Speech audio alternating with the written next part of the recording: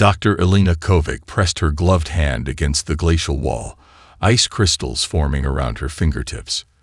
2 kilometers beneath Europa's surface, the blue-white corridor stretched before her, carved by the expedition's thermal drills. The faint glow of emergency lighting cast long shadows as the facility's main power flickered. Again. "We should turn back," Sato murmured, checking his dwindling oxygen display. "Corporate won't send another resupply after the last sabotage attempt." Elena ignored him, focusing on the anomalous readings from her scanner. 3 years of ridicule from the scientific community, branded a fearmonger and conspiracy theorist for her papers on predatory extraterrestrial evolution. Now, vindication lay just 20 meters ahead. "Dr. Kovac," Sato tried again, "the ice is unstable. If the Galileo Foundation pulls our funding—" "They already have," Elena replied, her breath fogging in the sub-zero temperatures. "The transfer came through an hour ago. We're officially unemployed." She managed a bitter smile. "Which means this discovery belongs to us, not them." The scanner chirped as they reached a perfectly spherical chamber within the ice. At its center, suspended as though frozen mid-fall, hovered a metallic dodecahedron approximately 1 meter in diameter, its surface covered in geometric patterns that seemed to shift when viewed indirectly. "Impossible," Sato whispered. "Europa formed 4 billion years ago. This can't be natural." "It's not." Elena approached carefully, her heart hammering. "The patterns match those I documented from crash sites across 17 worlds. This is a beacon, Sato, a signal device." Through her headset, Elena heard the expedition security chief, Ramsey, shouting warnings about a rapidly approaching storm system. Typical Europan weather, calm to catastrophic in minutes. They had perhaps 30 minutes before the ice corridors would begin to collapse. 28 minutes later, Elena had extracted the device and secured it in their research module. The team huddled around it as the storm raged outside, rattling the prefabricated walls. "Don't touch it," Ramsey warned, her hand resting on her sidearm. "Protocol says we report this and wait for instructions." Elena laughed. "From whom?" "The company that abandoned us. The scientific community that destroyed my career." She reached for the geometric indentations. "This proves my theory of apex cosmic predation. Intelligent species across the galaxy evolve along predictable lines until they're eliminated by specialized predatory species. And you think activating an alien device is a good idea because—" Ramsey asked, tension evident in her voice. "Because knowledge matters more than fear," Elena replied, pressing her palm against the central pattern. "Because I've spent my life being right, while everyone called me crazy."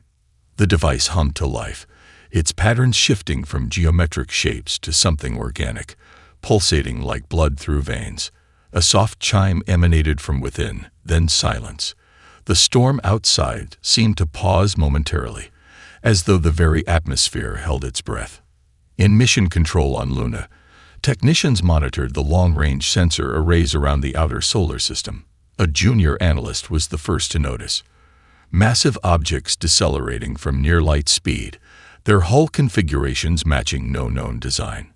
3 days later, as Elena's team was en route to Earth with their discovery, the first transmission arrived on all frequencies, in perfect standard English. Unusual to find prey using tools. Prepare for classification. The visual feed showed arthropod-like creatures with multifaceted eyes and chitinous exoskeletons operating what appeared to be biological technology, ship components that pulsed and moved like living tissue. As governments worldwide received the message, Elena stared at her cabin screen in horror. The beacon hadn't been a warning. It had been bait, and humanity had just announced itself as the perfect prey. Maya Reyes lined up her shot, exhaling slowly as she aimed at the moose track 30 yards away. Not to kill, just to test her accuracy with the primitive bow she'd crafted herself. The arrow flew true, embedding itself perfectly in the center of the hoofprint.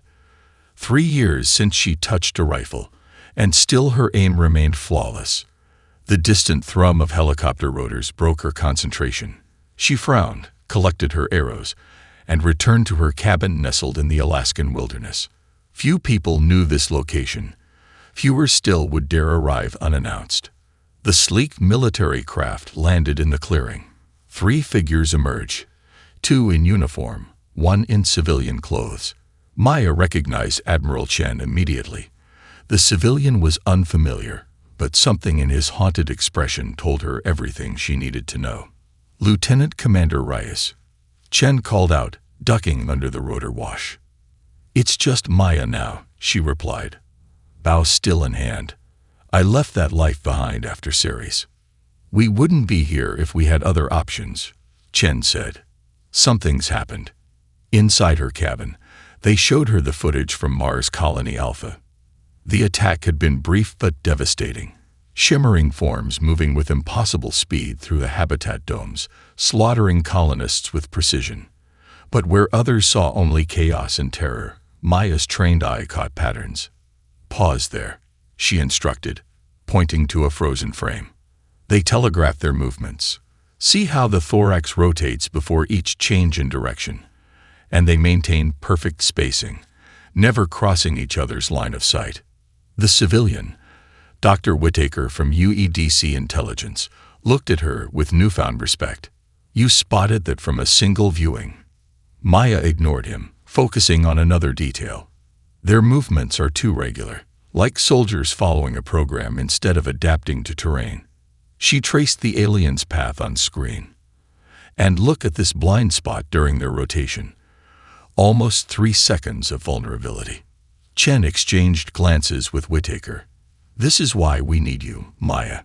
The Centriacs have demanded our surrender. They're systematically eliminating our outposts, moving inward toward Earth. Our weapons barely scratch them." "What does this have to do with me?" Maya asked, though she already knew the answer. Whittaker slid a tablet across the table. "Your sister activated the device that brought them here." Maya's fingers tightened around her mug. "Elena and I haven't spoken in years. She's been arrested, facing charges of treason and genocide." Whittaker's voice softened. "A public needs a scapegoat. And you want me to save humanity to save my sister?" Maya laughed bitterly. "I killed 27 people on that asteroid because I was following orders. Good people. I swore I'd never pick up a rifle again." Chen stood. "Those colonists on Mars. There were 1,800 of them. Families. Children." He placed a case on the table. "This isn't about following orders, Maya. This is about hunting." She opened the case. Inside lay a prototype rifle unlike any she'd seen. Carbon fiber stock, advanced optics, and ammunition that seemed to glow faintly blue. "The Centriacs evolved as apex predators," Chen explained, "but they've never encountered human hunters." Maya lifted the weapon, muscle memory taking over as she checked its balance. "I'll need a team. Not soldiers, hunters. You'll have resources, but limited time," Whittaker warned. "The Centriacs fleet reaches Earth orbit in 16 days. Maya looked out her window at the wilderness that had been her refuge. "You don't hide from predators," she murmured. "You become the predator they fear." She turned back to them, something primal awakening in her eyes. "Find me the best trackers, marksmen, and hunters alive. And get my sister out of whatever hole you've put her in. We're going to need her brain as much as my trigger finger." "Absolutely not." Maya stood with arms crossed in the lunar facility's briefing room. "I asked for hunters, not a retirement home resident, a teenager, and a man who was court-martialed for insubordination." Admiral Chen remained impassive. "You asked for the best. These are the best." Hiroshi Tanaka, 80 years old with a spine straight as his ceremonial bow, bowed slightly. 3 Olympic gold medals in biathlon. "I can still shoot the dot off an eye at 500 meters, young woman." "And I can do it at 800, challenged Farah Nasser, her hijab framing intense eyes that had aged decades since the Mars attack. "My parents and brothers were in Alpha Dome. I watched them die on the emergency broadcast." Maya turned to Dmitry Volkov, who lounged against the wall with calculated nonchalance. The Russian's scared face betrayed no emotion, but his eyes followed every movement in the room. "Your court-martial?" Maya asked. "I refused to fire on civilians during the Moscow food riots," he replied in accented English, then shot my commanding officer when he tried to do it himself. The final two members were equally unconventional. Zola Mbeki, South African game warden whose weathered face spoke of decades tracking Earth's most dangerous predators, and Jackson Carter, a Wyoming hunting guide with a hearing condition that gave him almost supernatural auditory perception. "We begin training in 20 minutes, Maya announced, turning to leave. "With what?" Farah asked. "None of our weapons can penetrate Centriac's armor." A new voice entered the conversation. "That's not entirely true." Elena Kovic entered, escorted by security guards, her wrists still bearing the marks of restraints. Maya stiffened but said nothing as her sister approached the holographic display. "The Centriacs have multiple redundant systems," Elena explained, bringing up detailed anatomical schematics. "But their central neural cluster follows this spine-like structure." She highlighted a glowing region along what resembled a spinal column. "It's their vulnerability, temperature sensitive, and poorly protected at 3 juncture points." Maya finally addressed her sister. "How do you know this?" "Because I've been studying them for years through recovered artifacts," Elena replied. "Nobody believed me then. They do now." In the training facility beneath the lunar surface, holographic Centriacs materialized, moving with the same uncanny speed shown in the Mars footage. Each team member failed repeatedly during the first day's exercises, their shots either missing completely or hitting non-vital areas. "This isn't working," Farah said, frustration evident as she slammed down her rifle after her 12th failed attempt. "They move too fast, anticipate too well." Maya studied the simulation recordings. "We're thinking like modern soldiers, not hunters." She turned to Zola. "In the bush, how do you track prey that's faster than you?" "You don't chase," Zola replied. "You predict. All animals follow patterns, water sources, territorial boundaries, mating grounds." "Exactly," Maya said, pulling up the Mars footage again. "The Centriacs aren't random. They're methodical." Elena approached the terminal. "Their communication is visual and chemical, subtle movements and pheromone releases. They evolved as pack hunters with perfect coordination." "Pack hunters have predictable flanking patterns," Hiroshi observed, his aged eyes catching details others missed. Maya nodded. "Jackson, what can you hear in the Mars footage that we're missing?" Jackson closed his eyes, focusing, clicking, very faint, before each movement change. Elena's eyes widened. Exoskeleton pretension.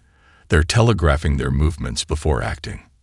By the 5th day, they'd developed a new approach, tracking patterns, predicting movements, and targeting the 3 vulnerable neural junctures. The laboratory delivered their specialized ammunition, spine chiller rounds that created an instantaneous freeze point on impact, disrupting the temperature-sensitive neural tissue.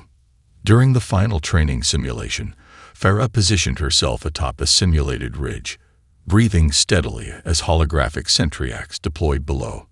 She timed her shot perfectly, catching an alien mid-rotation at its most vulnerable point. The simulation showed the creature collapsing instantly. "Neural disruption confirmed," the AI announced. "Target neutralized." "This is for my family," Farah whispered, chambering another round. Alarms blared suddenly throughout the facility. "Centriacs vessels approaching lunar orbit," announced the automated system. "All personnel to battle stations." Maya looked at her improbable team. Old, young, disgraced, damaged, but unified by purpose. Simulation's over. Real hunt begins now. Lunar Base Armstrong shuddered as the first Centriacs projectiles struck its outer defenses. Emergency lighting bathed the corridors in crimson as Maya led her team through maintenance tunnels toward the lava tubes beneath the base. "Evacuation shuttles are launching from the south quadrant." Chen's voice crackled through their comms. Rendezvous there in 30 minutes. Negative, Maya replied, checking her tactical display. We're setting up in Junction 12. The lava tube network forms a natural bottleneck. That's a direct order. Rise. With respect, Admiral, we're not soldiers fighting a war. We're hunters setting up an ambush. The team deployed within the ancient volcanic tunnels. Zola and Jackson placed sonic disruptors that would funnel the Centriacs along predictable paths. Farah positioned herself on a high ledge with perfect sightlines to the main approach. Dmitri and Maya set up at cross angles to create overlapping fields of fire. Hiroshi, despite Maya's objections, insisted on manning the most exposed position. I've lived 80 years, he said, checking his rifle with practiced ease.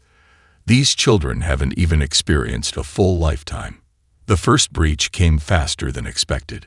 Centriax warriors poured through Armstrong's lower levels, moving with that distinctive, unnaturally fluid coordination.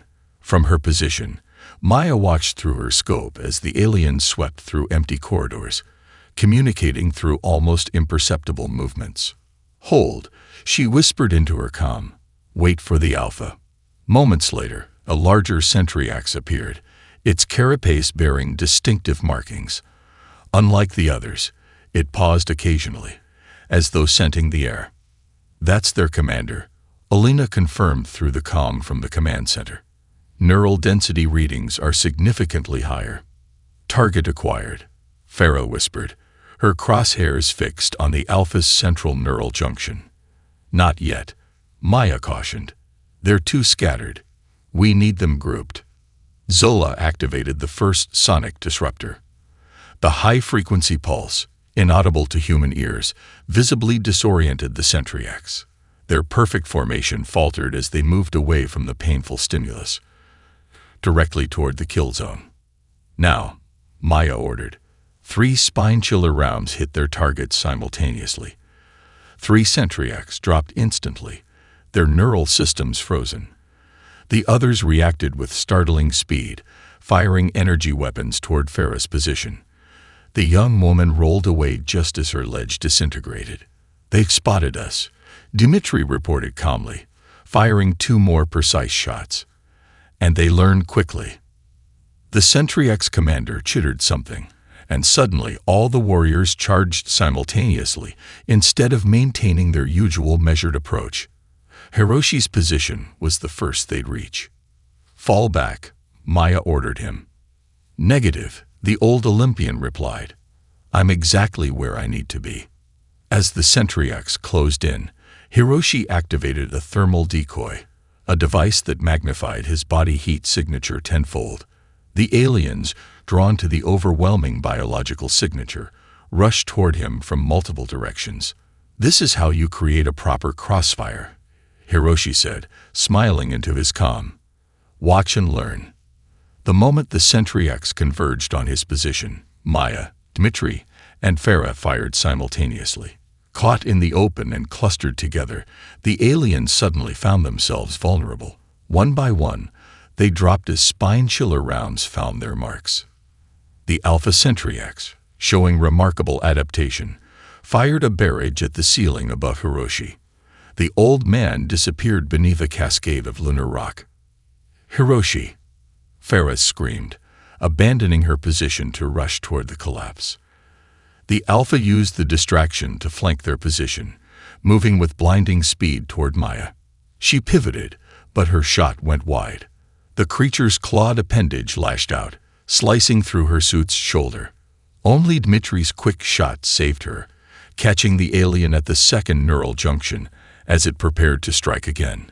When reinforcements arrived hours later, they found Maya's team still holding their position, surrounded by motionless Centriacs. Medical personnel rushed to treat the wounded. Hiroshi, Chen asked quietly, seeing Maya's expression. He knew what he was doing, she replied, her voice tight. Said he hadn't had this much fun since Tokyo 2144. The captured Centriax commander, partially paralyzed but still conscious, was secured for transport. As it was dragged past Maya, its translator device activated. We recognize you now, it hissed, multifaceted eyes fixed on her. "You are not prey. You are competitors." Maya leaned close to the creature. "No, we're hunters, and you've just become the hunted. This is suicide," Admiral Chen stated flatly, staring at the holographic projection of the Centriax flagship. The massive vessel hung in Earth orbit like a predatory insect, its organic-looking hull pulsating slightly as though breathing. "Perhaps," Maya acknowledged, "but we need to understand their command structure. The Alpha we captured isn't talking." "Won't talk," Alina corrected, joining them at the tactical table. "Their neural structure suggests they can voluntarily shut down communication pathways." She handed Maya a data tablet. "I've been analyzing their ship configurations. The biological components aren't just decorative. They're functional." The stealth shuttle was barely larger than a lunar rover, a prototype designed to mimic space debris. Maya's team crowded inside, their specialized gear miniaturized for the infiltration mission. Farah still wore the mourning band for Hiroshi on her arm, her eyes harder than ever. "Remember," Maya instructed as they approached the Centriax vessel, "we're here for intelligence only. No engagement unless absolutely necessary." Dmitri checked his spine-chiller rifle, a cold smile playing across his scared face. "Define absolutely necessary." "If they see you, that's necessary," Maya replied. "Otherwise, we're ghosts." Attaching to the flagship proved easier than expected. The Centriax had no concept of enemies breaching their vessels. Their confidence in their superiority had left vulnerabilities. Jackson, with his extraordinary hearing, led them through the ship's outer membrane, following the subtle vibrations of what he identified as maintenance channels. "It's alive," Zola whispered, touching the corridor wall. The surface felt warm, yielding slightly under pressure before firming again. "The entire ship is biological." "Partially," Alina corrected through their comms. "Based on what your sensors are showing, it's a hybrid technology. Bioengineered components integrated with conventional materials." They moved deeper into the vessel, documenting everything through their helmet cameras. The architecture followed no human logic. Corridors spiraled and intersected in 3 dimensions. Chambers opened into spaces that seemed to defy conventional geometry.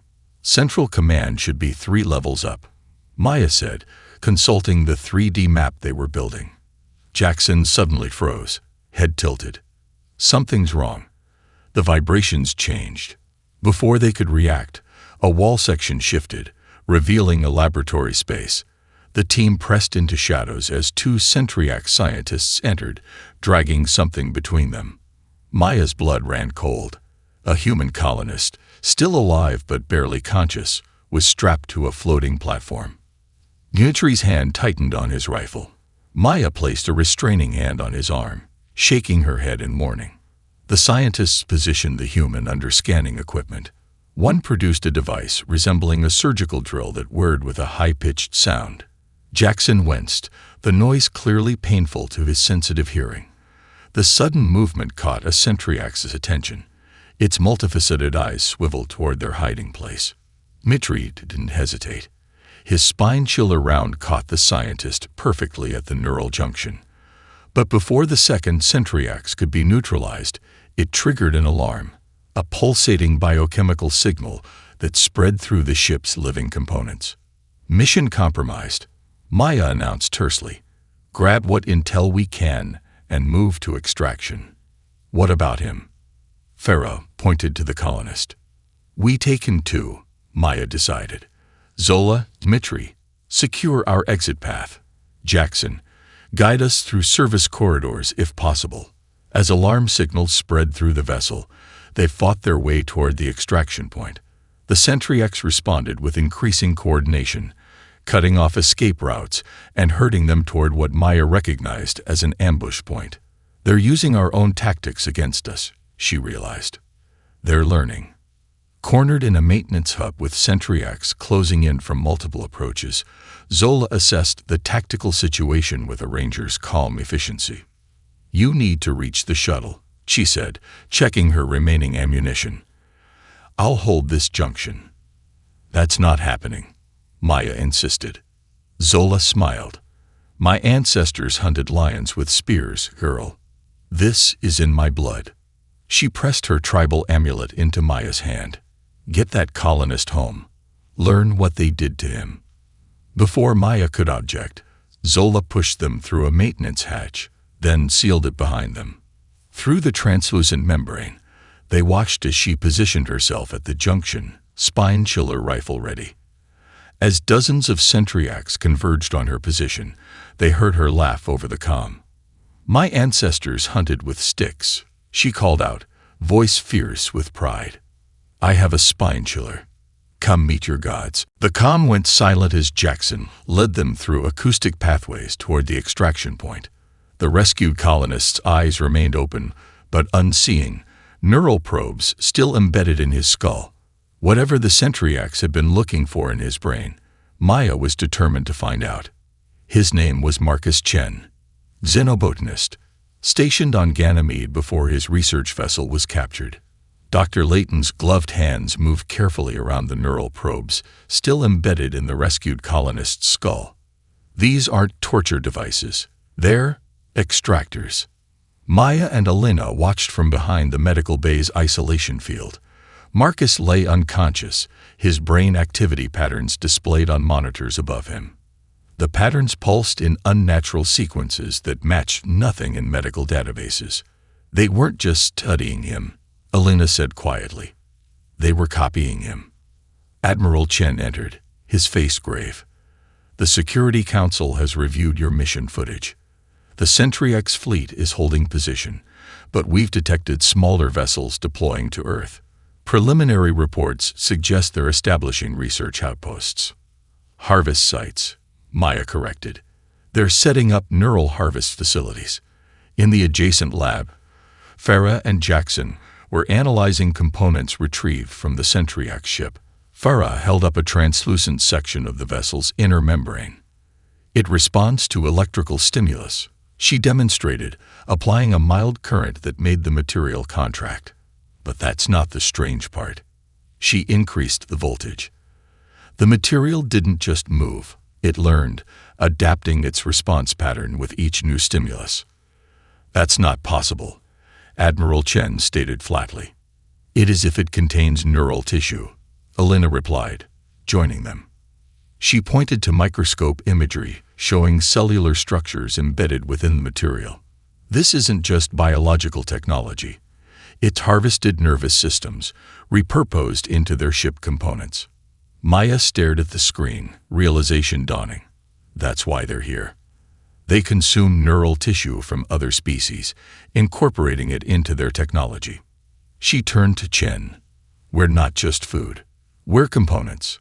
Analysis of Marcus Chen's neural patterns confirmed their theory. The Sentry-X weren't studying human brains.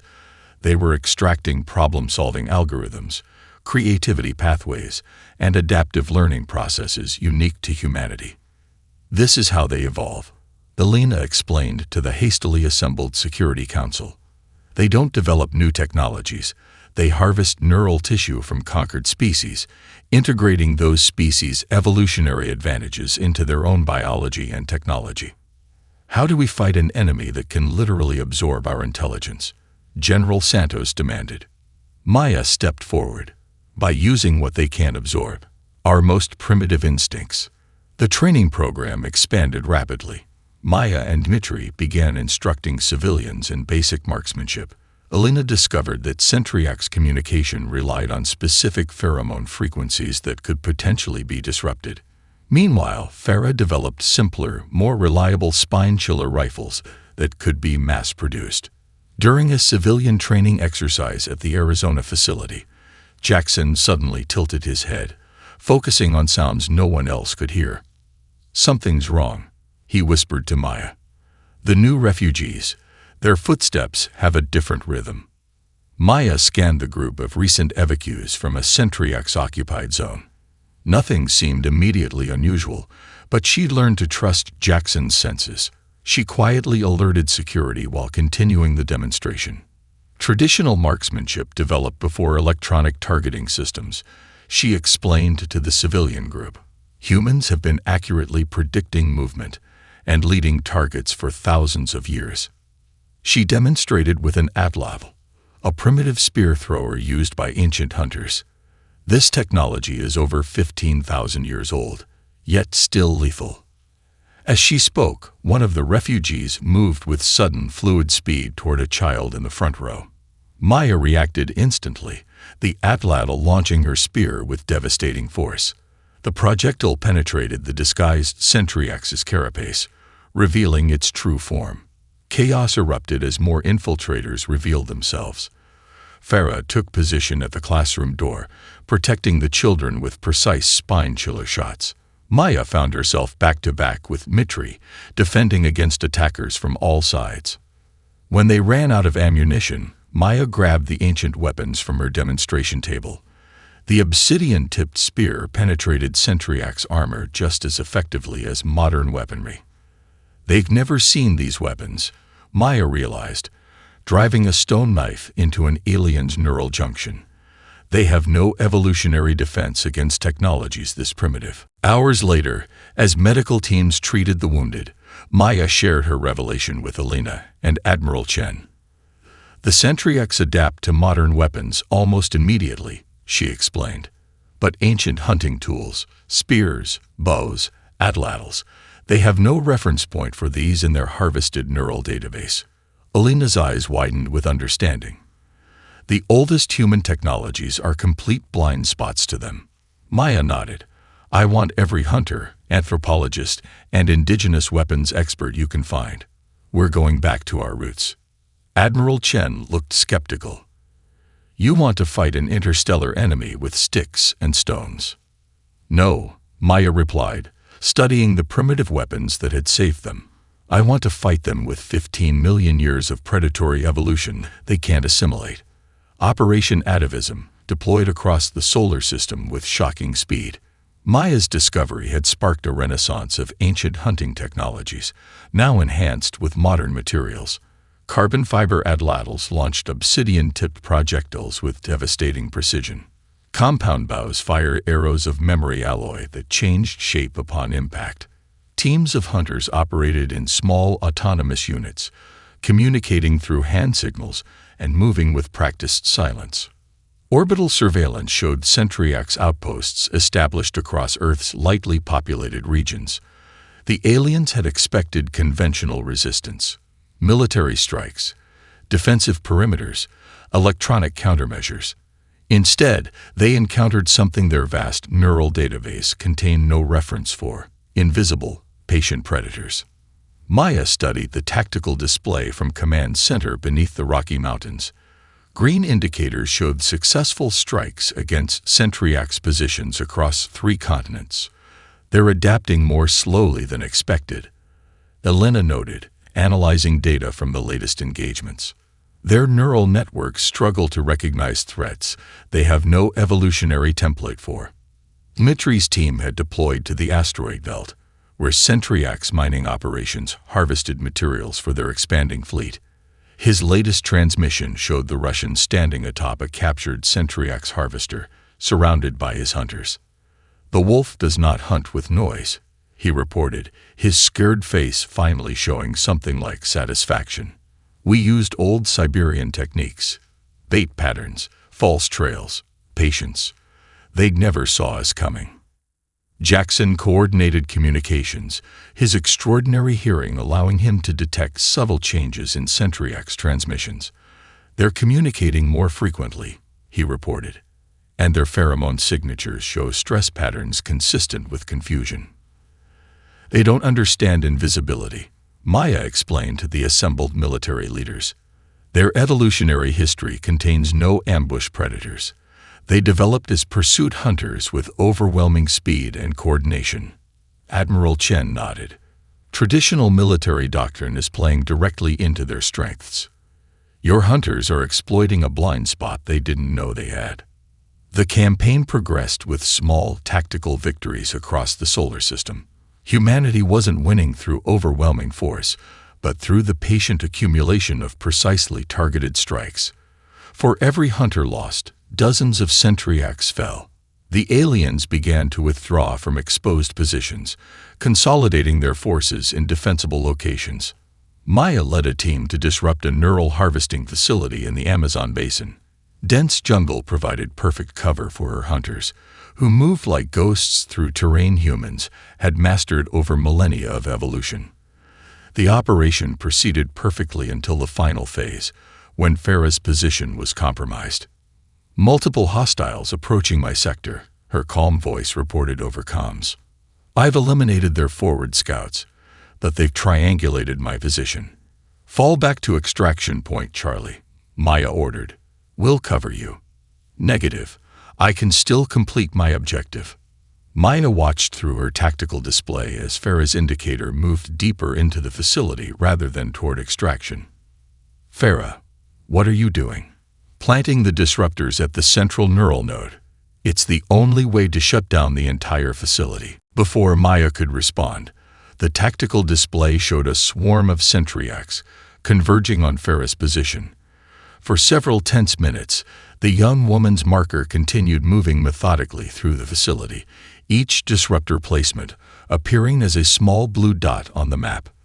Then, suddenly, her signal vanished. Farah. Maya's voice cracked with emotion. Status report. Silence filled the comm channel.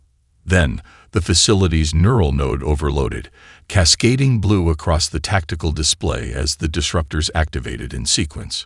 The entire harvesting complex went dark. Mission accomplished, Jackson reported solemnly. All neural harvesting signatures terminated. Maya stared at the last known location of Farah's signal. Find her, she ordered. I don't care what it takes. Search teams scoured the disabled facility for hours, finding only disabled Sentryaks and empty chambers. In the central control room, they discovered Farah's spine-chiller rifle and a message scratched into the console. Not dead. Taken. Surveillance footage from the facility's biological memory cores, partially decoded by Alina, revealed the truth. A Sentryaks commander had recognized Farah's exceptional neural patterns during the battle. Rather than killing her, it had incapacitated and extracted her from the facility moments before the disruptors activated. The final images showed Farah, unconscious but alive, being loaded onto a Sentryaks transport. Its destination, the massive central hive structure orbiting Mars. Admiral Chen placed a hand on Maya's shoulder. I'm sorry. We can't mount a rescue operation against their central hive. The risk is too great. Maya removed her tactical insignia, placing it on the command table. Then I'm no longer under your command. Maya, hunters don't abandon their pack, she said, her voice low and dangerous. Not ever. The Sentryaks central hive loomed over Mars like an impossible cathedral, its biological architecture pulsing with harvested neural energy. From their commandeered stealth shuttle, Maya's rogue team observed the massive structure. 7 entry points, all heavily guarded, Dmitri noted, studying the sensor readings. Conventional infiltration would be suicide. Then we won't be conventional, Maya replied. She turned to Alina, who was finalizing adjustments to a device that resembled a small insect. Will it work? Alina nodded. The pheromone disruptor mimics Sentryaks communication signals. In theory, they'll read us as part of their own biomass. Jackson listened intently to the hive's emissions. There's a rhythm to their internal communications, almost like respiration. 7 minutes between security cycles. The infiltration went smoothly, too smoothly. Using the disruptors and matching their movements to the hive's rhythms, they penetrated deep into the structure without raising alarms. What they found inside defied comprehension. Thousands of neural harvesting chambers filled the hive's interior, each containing specimens from different species. Some were clearly ancient, the biological material preserved through technologies beyond human understanding. Others were horrifyingly recent. Colonists from across the solar system, their nervous systems integrated into the hive's architecture. They're not just taking neural tissue, Elena whispered in horror. They're preserving consciousness. These people are still aware. In the central chamber, they found Farah. Unlike the others, She wasn't connected to the harvesting apparatus. Instead, she was linked to what appeared to be an analysis system, her neural patterns displayed on biological screens that shifted and pulsed. Her marksmanship abilities, Maya realized. They're trying to understand how humans can target so precisely. As they moved to free her, the chamber sealed around them. The air filled with a pheromone so potent that even the humans could detect it. The wall before them rippled and transformed, resolving into a massive neural construct, a collective consciousness comprised of thousands of harvested minds. Fascinating.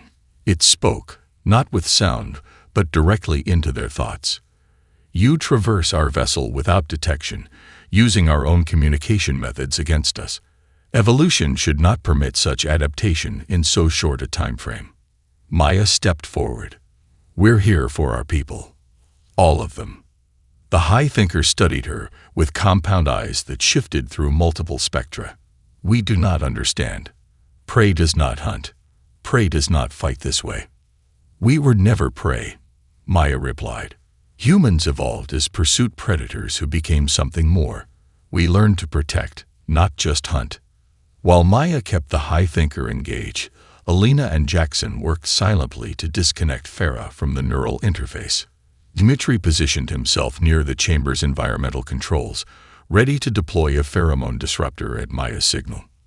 You are an aberration, the high thinker declared. Your neural structure will be analyzed and repurposed. Your evolutionary advantages will become ours. That's where you're wrong, Maya said, allowing herself a small smile. You can take our knowledge, but you can't take our humanity. At her subtle hand signal, a hunter's gesture thousands of years old, Dmitri activated the disruptor. The high thinker writhed as the chemical signals binding its collective consciousness fragmented. What have you done? It demanded, its telepathic voice fracturing into multiple conflicting streams. Showed you our greatest evolutionary advantage, Maya answered. Mercy. She raised her hand again.